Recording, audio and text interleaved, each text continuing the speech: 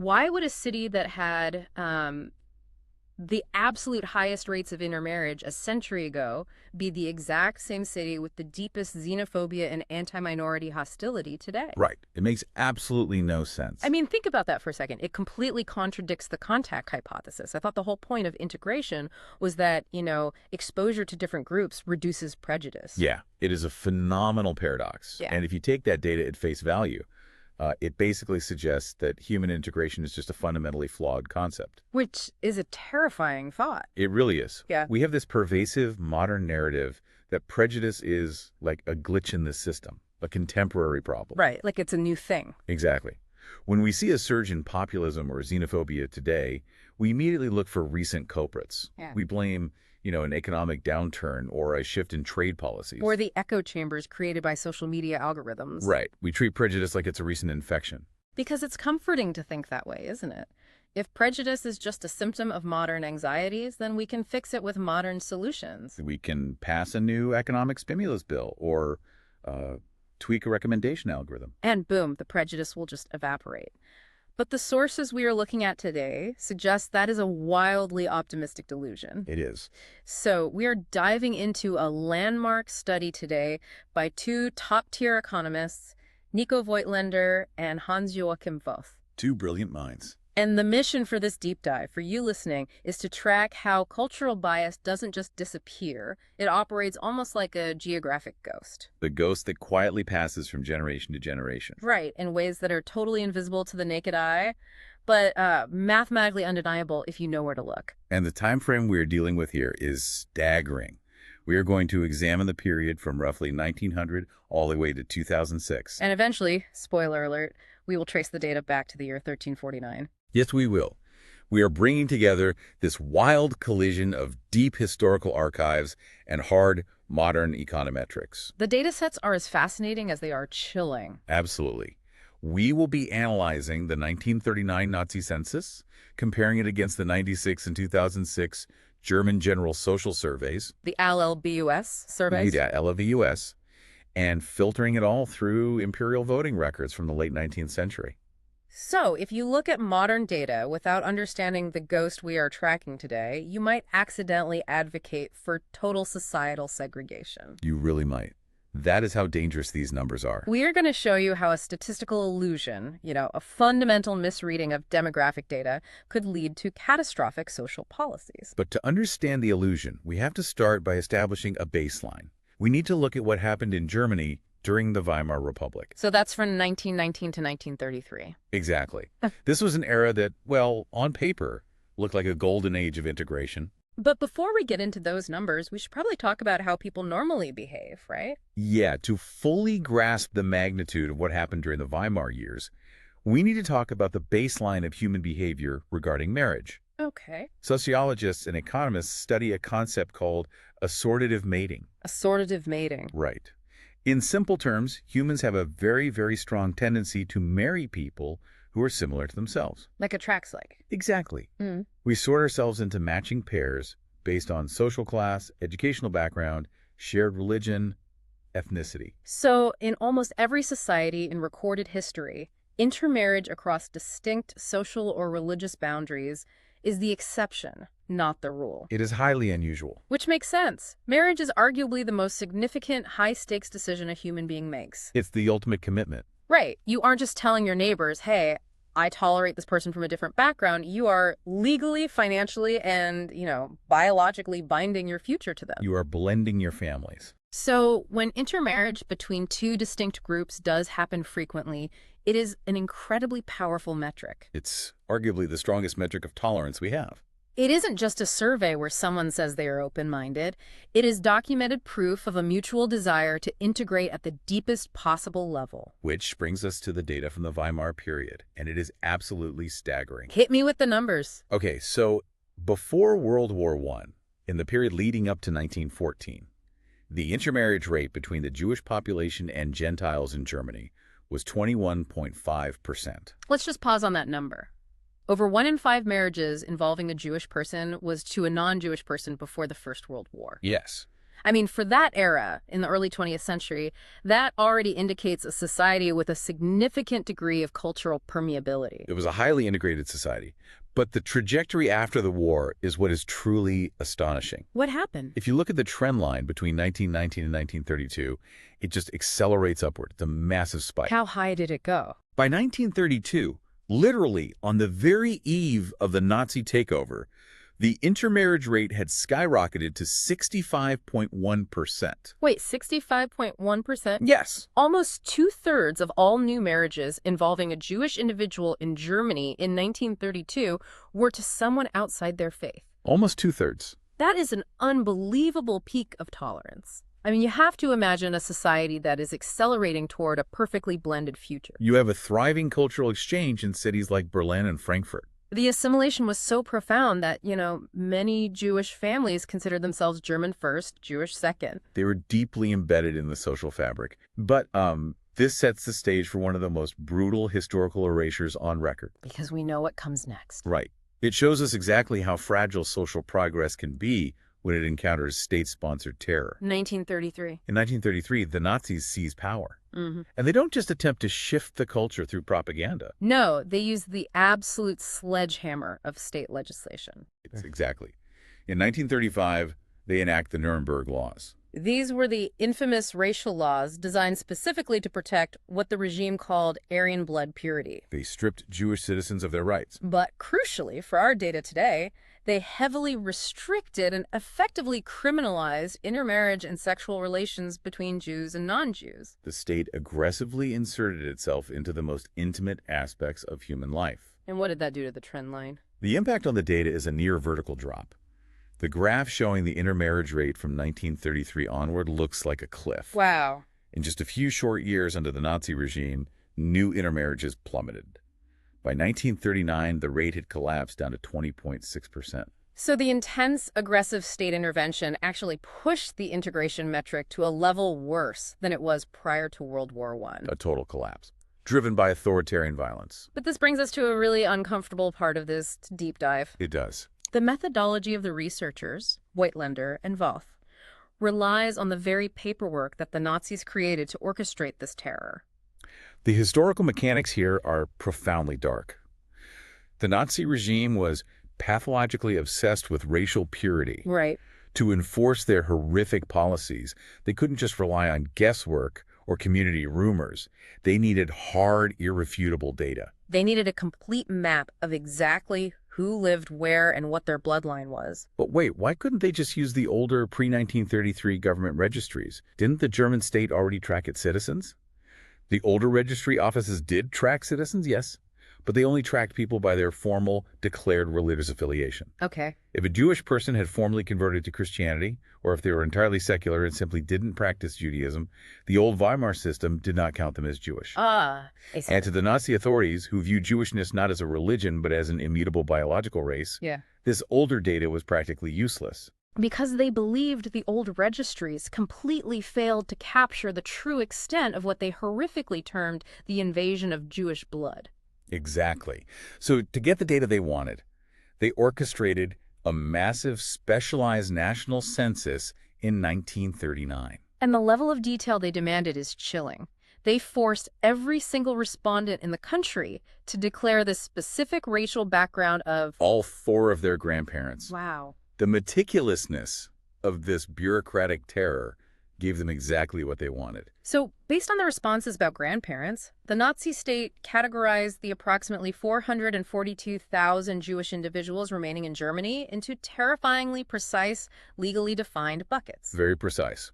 According to the 1939 census breakdown, 74.7% of this population were classified as full Jews. Meaning they had 3 or 4 Jewish grandparents. Right. Then you had 16% classified as first-degree mixed. Meaning they had exactly 2 Jewish grandparents. And about 10% were classified as second-degree mixed, meaning they had 1 Jewish grandparent.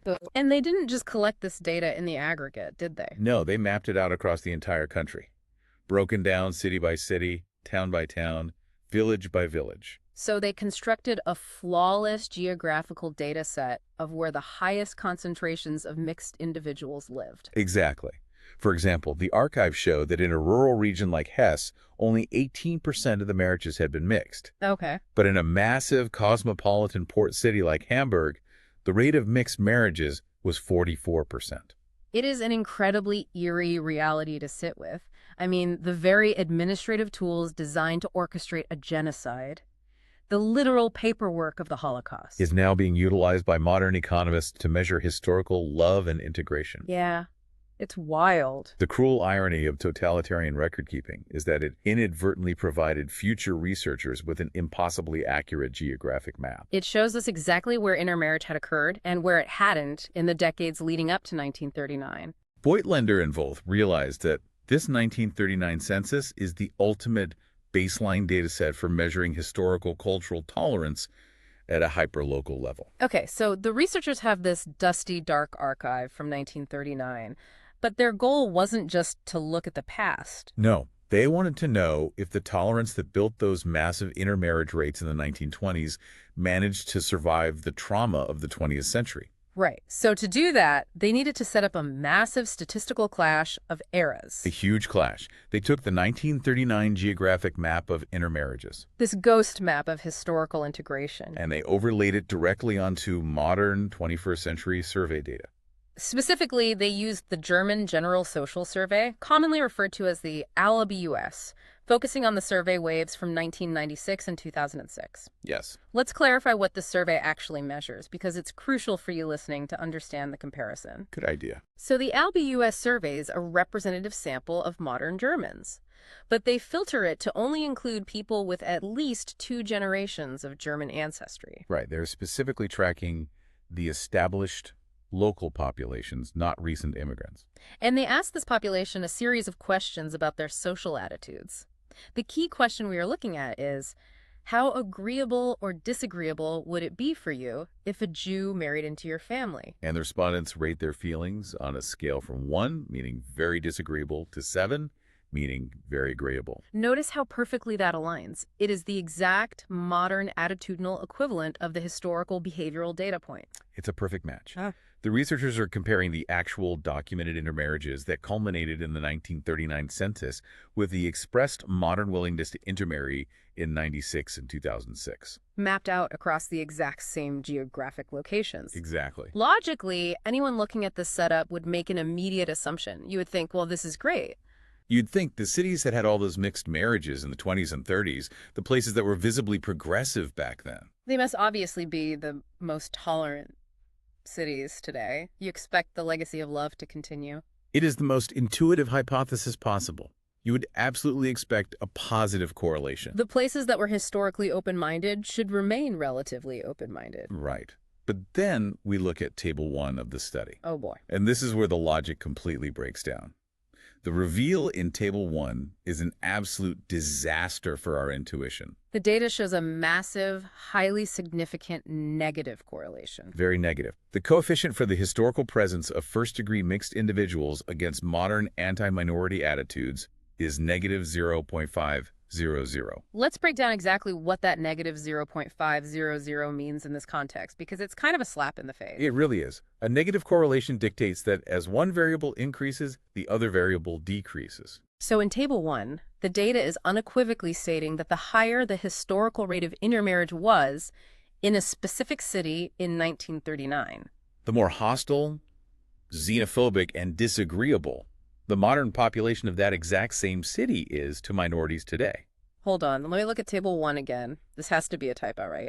Are you seriously telling me that the places with the most intermarriage historically are the most racist today? That is what the surface data says. That makes zero sense. Did the researchers mess up the data collection? The data is robust, and it gets even more alarming. How so? The researchers didn't just ask the modern respondents about Jewish people. The ALBUS survey also asks about attitudes toward intermarriage with other minority groups. Like who?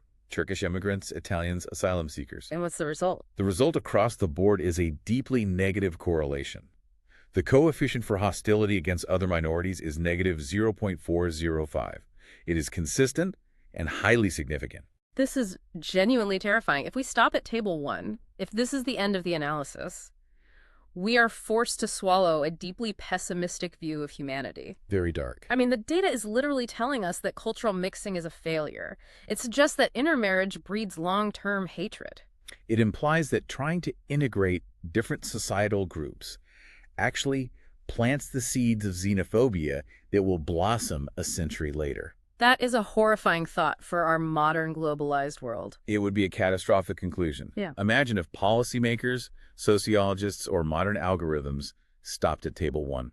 The policy implications would be a return to the Dark Ages. You would have empirical peer-reviewed data suggesting that to maintain long-term social peace, you must enforce segregation. Because you would argue that keeping groups apart is safer, since bringing them together mathematically results in entrenched hostility down the line. Exactly. But thankfully, the researchers didn't stop at table one. And this is the crux of our deep dive. The danger of taking surface correlations at face value is immense. Voigtländer and Voth realized that our entire fundamental assumption about why people marry was flawed. Let's talk about that, because when we see an intermarriage in this historical record, we automatically assume it is the result of what the researchers label Force A. Force A represents social tolerance.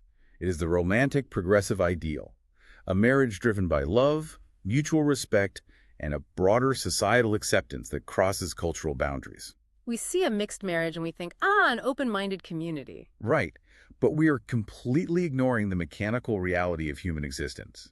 We are forgetting about Force B. Force B is the cold, hard math of the marriage market constraints. We have to strip away the romance for a moment and think about the basic logistics of finding a spouse. Finding a partner requires a pool of available candidates. Right. If you have a strong desire to marry within your own specific religious or ethnic group, that group must be physically large enough in your immediate local area to offer you a viable match. An age-appropriate match, right. Let me think about this. Let's look at Table 2 and Figure 2 in the paper. Yeah, Table 2 is where the plot thickens. The researchers proved that the physical size of the local Jewish community in 1939 was a massive, confounding variable that completely distorted the intermarriage rates. Hugely distorted.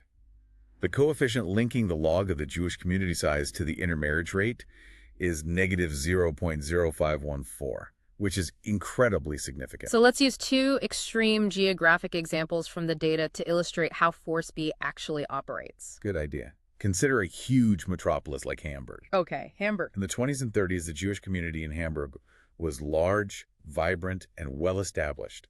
There were thousands of individuals. So if you were a young Jewish person reaching marriageable age in Hamburg, your marriage market was robust. You had a very large pool of potential Jewish partners to choose from. Because the local pool was so large, your literal need to look outside your community for a partner was very low. You could easily practice assortative mating. Precisely. So in big cities like Hamburg, the actual mathematical rate of intermarriage was comparatively low. Wait, really? Yes, relatively speaking. However, big cities historically tend to be more cosmopolitan, more educated, and possess a much higher baseline of social tolerance. So in Hamburg, you have a situation with very high cultural tolerance, but low statistical intermarriage. Exactly. Now let's look at the flip side. Let's look at the rural trap. Okay, the rural trap. Figure 2 in the study uses box plots to show the trend across different population percentiles. It shows that as the size of the Jewish community increases, the proportion of mixed marriages plummets. In the first tercile, so the smallest communities, the intermarriage rate is hovering around 20%. But by the time you get to the third tercile, the largest communities, it drops to under 5%. Let's put a human face on that first tercile. I want you listening to really put yourself in this scenario. Imagine you are a young person living in a tiny, rural town in a region like Hesse. In those small towns, the Jewish community wasn't thousands of people. It might have been minuscule, perhaps just one or two families. What does that demographic reality mean for Force B, the marriage market constraint? It means that when you come of age, the probability of finding a suitable, available, unmarried partner of your exact same age and background within your own faith is practically zero. Imagine you live in this tiny village. The local culture is deeply conservative, and the majority population holds deeply prejudiced anti-Semitic views. You reach your 20s, there are literally zero available people of your own religion. You want to have a life. You want companionship, a family, a future. Because the physical constraints of your geography offer you no other choice, you are forced to compromise. You marry outside your group just to have a family, even if your neighbors hate you and even if your new extended family holds prejudices against you. It is not a beautiful, progressive union of cultures. It's a statistical hostage situation. You are trapped by the math of your zip code. A statistical hostage situation. That captures the reality perfectly. The high intermarriage rates in those small towns were not driven by an abundance of love and tolerance. No, they were driven by sheer demographic desperation and an absolute lack of options. And here is the vital insight that resolves the paradox of Table 1.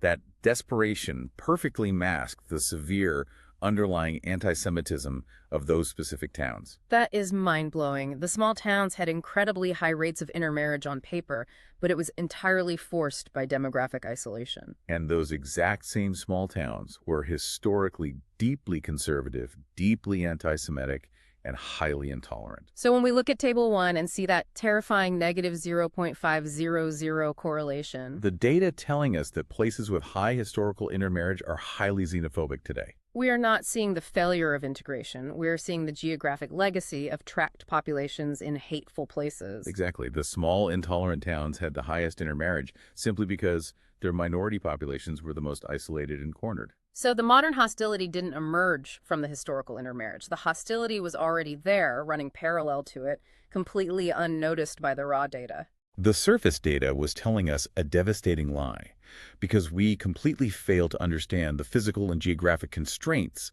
of the human beings living inside that data. So Voigtländer and Voth have diagnosed the flaw. They know that the intermarriage numbers extracted from the 1939 census are thoroughly polluted. It's a very messy data set.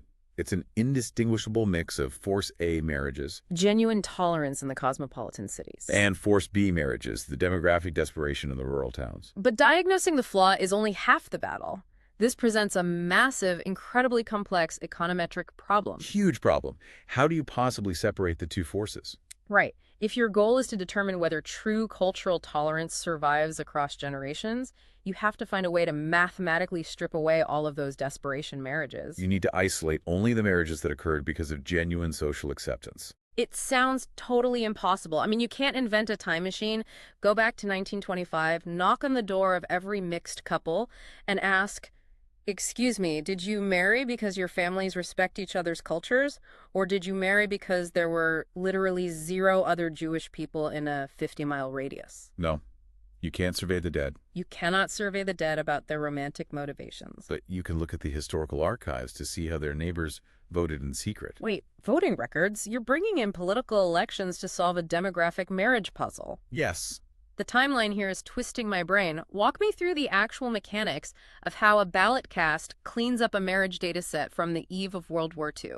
It sounds like an intellectual parlor trick, but it is actually a foundational technique in econometrics called an instrumental variable, or high V. An instrumental variable. The researchers needed a historical filter.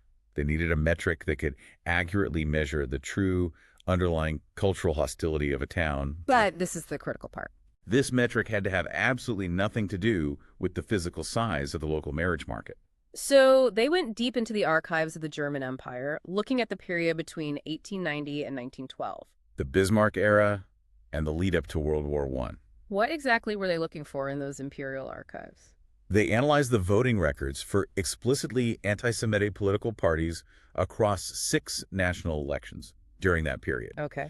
They compiled this data into a variable called ASFOOD19C, which stands for anti-Semitic vote in the 19th century. Okay, I can see why looking at historical voting is useful. Casting a ballot in a secret election is an incredibly pure, unfiltered measure of local prejudice. Exactly. It tells you exactly how hostile a town's underlying culture is when nobody is looking. But how does that solve the Force B problem? It solves the Force B problem because voting behavior satisfies the exclusion restriction of an instrumental variable.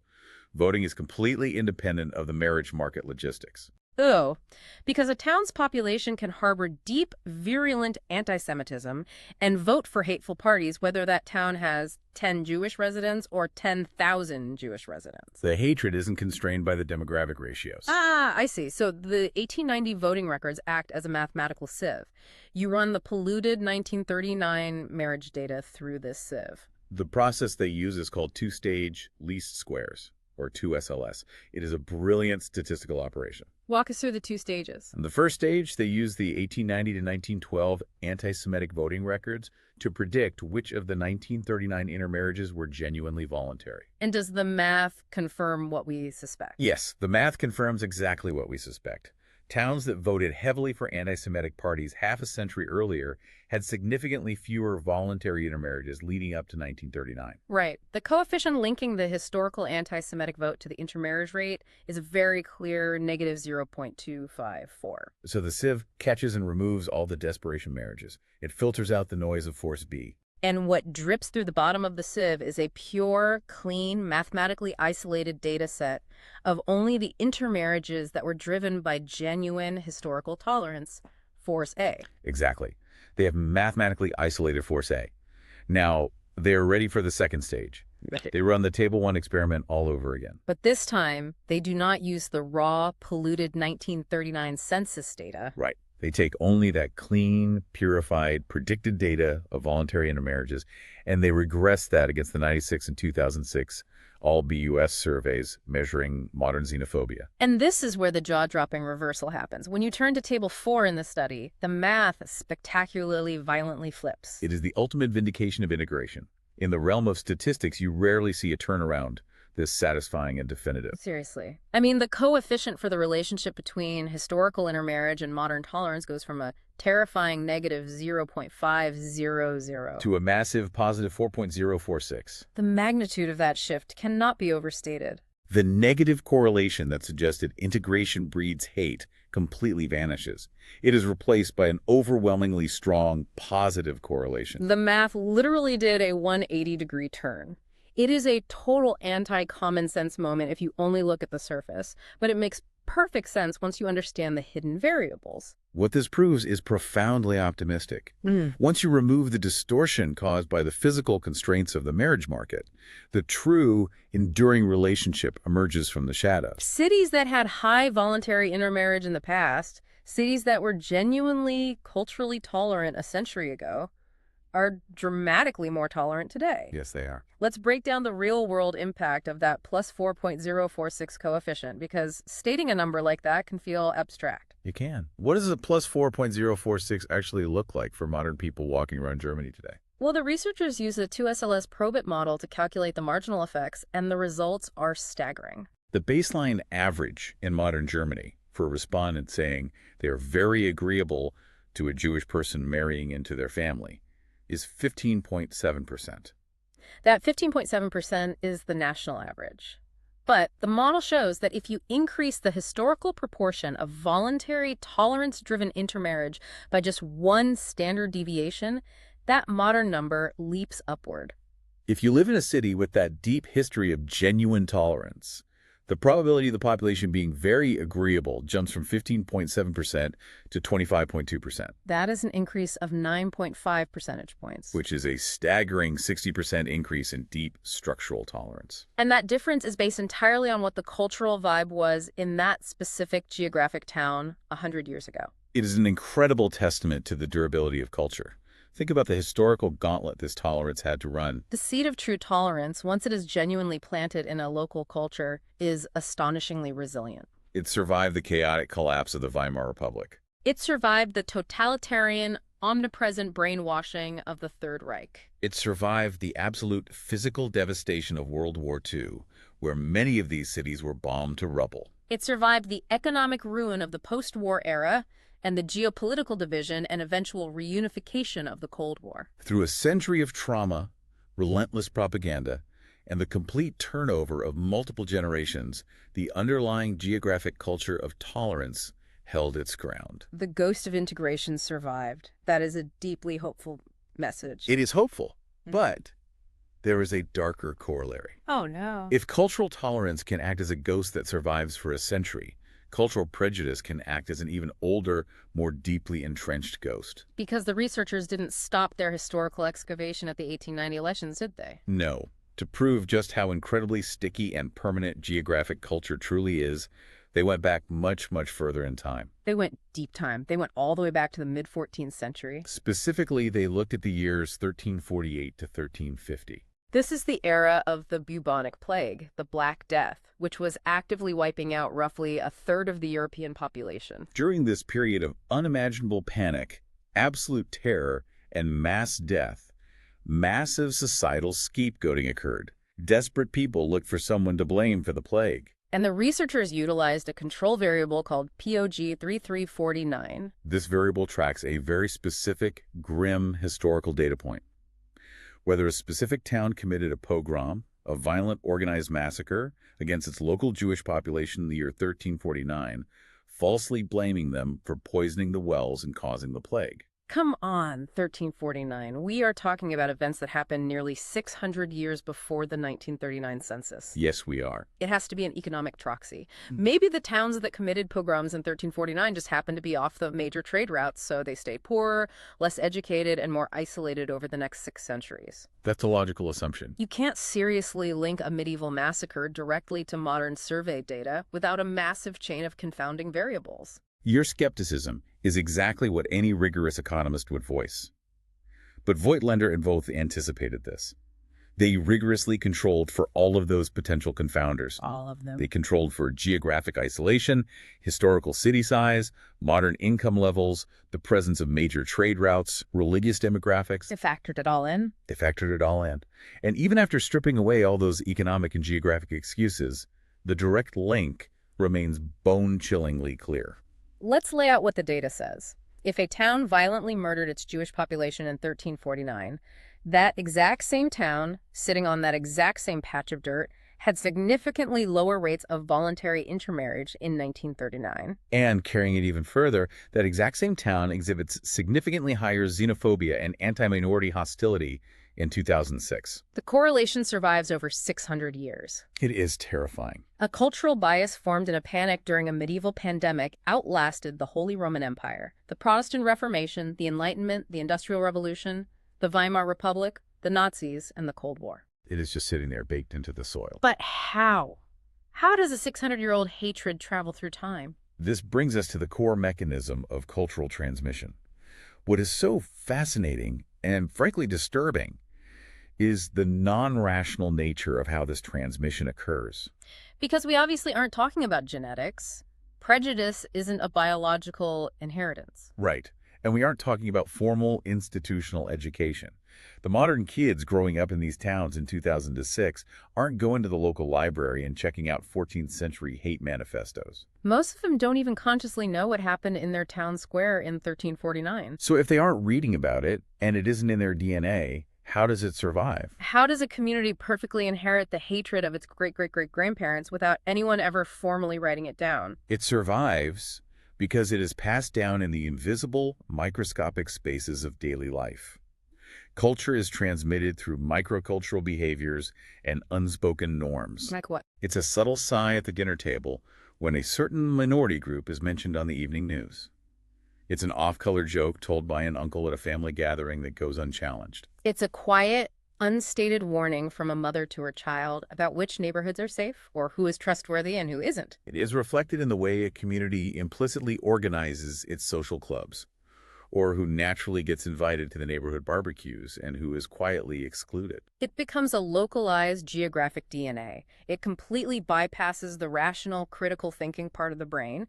You don't intellectually reason your way into this kind of prejudice. No, you simply absorb it from the environment you were raised in, the same way you absorb your first language. You just passively download the baseline hostility of your zip code. That is the exact mechanism. And because it is absorbed unconsciously through emotional bonds and family ties, it is incredibly difficult to eradicate. It forms a slow, silent, unbroken transmission chain of attitudes. This chain runs entirely parallel to whatever government, constitution, or economic system happens to be in charge at any given historical moment. The state can change laws, but it is remarkably bad at changing dinner table conversations. This realization forces us to zoom out.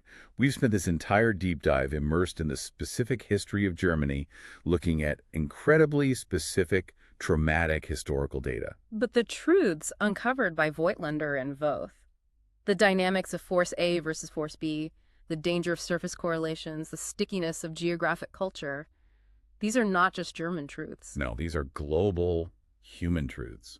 The tension between the marriage market constraints and genuine cultural tolerance perfectly explains demographic puzzles that baffle sociologists all over the world right now. It is a universal framework for understanding how isolated populations behave. Let's apply this framework to a modern example. Let's look at India. There is an immense amount of sociological study right now focusing on cross-caste marriages in India. Observers are constantly trying to measure if the traditional caste system is breaking down. And if a modern researcher uses the flawed logic of Table 1, they are going to draw completely backward conclusions. Imagine a researcher looking at demographic data and noticing a highly isolated, deeply rural, traditional area in India that suddenly displays a surprisingly high rate of cross-caste marriage. The surface-level conclusion would be, wow, look at the data. The caste system is finally breaking down in the rural areas. They're becoming incredibly progressive and integrated. But if you apply the lens we've developed today, you realize the exact opposite is likely true. The reality is that in highly segregated, deeply traditional areas, a sudden spike in cross-caste marriage often signals profound distress. It indicates that a minority or lower caste group is so socially cornered or so demographically isolated within that specific geography that they have literally run out of options within their own group. They don't have the numbers to sustain assortative mating. The spike in intermarriage isn't a sudden blossoming of societal love and breaking of boundaries. It is a symptom of demographic suffocation. It is force B in action. You see the exact same statistical illusion happening in the United States. Think about minority intermarriage rates in highly segregated, historically prejudiced parts of the country. A lazy data analysis might look at high rates of minority outmarriage in a deeply segregated county and celebrate it as a victory for modern racial integration. But you cannot just take those raw numbers as a victory. You must interrogate the constraints of the local population. You have to ask the critical question. Are these individuals marrying across racial lines because the broader community is genuinely open, accepting, and integrated? Or are they doing it because the local minority population in that specific county is so small, so historically isolated, that they have no other viable options on the marriage market? When a minority group is highly isolated, outmarriage is a necessity. It is a survival strategy for creating a family, not the luxury of living in a tolerant society. Which brings us to the profound structural warning of this entire deep dive. We are living in an era defined by data. Think about how much of our modern world, our policies, our news feeds, our institutional decisions is run by algorithms. Think about the policymakers, the tech companies, and the sociologists who scrape massive data sets, look for simple correlations, and use those correlations to build our future. The warning from Voigtländer and Voth is clear. If we allow algorithms or lazy policymakers to look only at Table 1 surface correlations, we are in deep systemic trouble. We will end up building a society based on beautiful, perfectly mathematically calculated lies. We will look at a demographic map, see high rates of cultural mixing in a deeply hostile, isolated area, and the algorithm will conclude that the hostility was caused by the mixing. The machine will learn that integration equals conflict. We will inadvertently institute policies or algorithmic recommendations that encourage segregation, thinking we are keeping the peace, when in reality we are just reinforcing the invisible borders of hate. And conversely, we will fail to recognize and nurture true tolerance where it actually exists, simply because demographic constraints might keep the raw numbers of integration low. In a large, tolerant city, minority groups might marry within their own vibrant communities, and the algorithm will flag it as a lack of integration. Data without deep historical context, without an understanding of human constraints, is not just useless. It is actively dangerous. It weaponizes our own superficial misunderstandings against us. It's an incredibly heavy thought. Let's briefly retrace the journey we've been on today to see how we arrived here. We started with the terrifying cliff-edge drop in Weimar integration, watching that beautiful 65.1% intermarriage rate get crushed down to 20.6% by the dark days of the Nuremberg laws. We examined the dark irony of modern economists utilizing the 1939 Nazi census, the very paperwork of persecution, to map the history of love. We then fell straight into the trap of Table 1. We saw the raw data seemingly suggest the horrifying conclusion that historical intermarriage actually caused modern xenophobia. But then we unmasked the invisible forces. We learned to separate Force A, genuine cultural tolerance, from Force B, the statistical hostage situations created by rigid marriage markets. We executed a statistical exorcism. We used 1890 imperial voting records as an instrumental variable deploying two-stage least squares to violently flip the math. Proving that true, voluntary tolerance is incredibly resilient and produces a massive 60% boost in modern acceptance. And finally, we stared into the abyss of deep time, confronting the 600-year ghost of the Black Death. We realize that the silent dinner table whispers following the pogroms of 1349 are still subtly echoing in the modern survey data of 2006. It is a massive amount to process. We are left holding both the beautiful, enduring resilience of love and the terrifying geological stubbornness of hate. It is a profound duality. And if we connect this historical analysis to the broader picture of our lives today, it leaves us with a critical, urgent challenge. We've spent this deep dive discussing how prejudice was passed down through physical geographic spaces. Through subtle nods, localized community borders, and the physical isolation of small towns. But today, our geography has fundamentally changed. Today, our most impactful geography is digital. Oh, wow.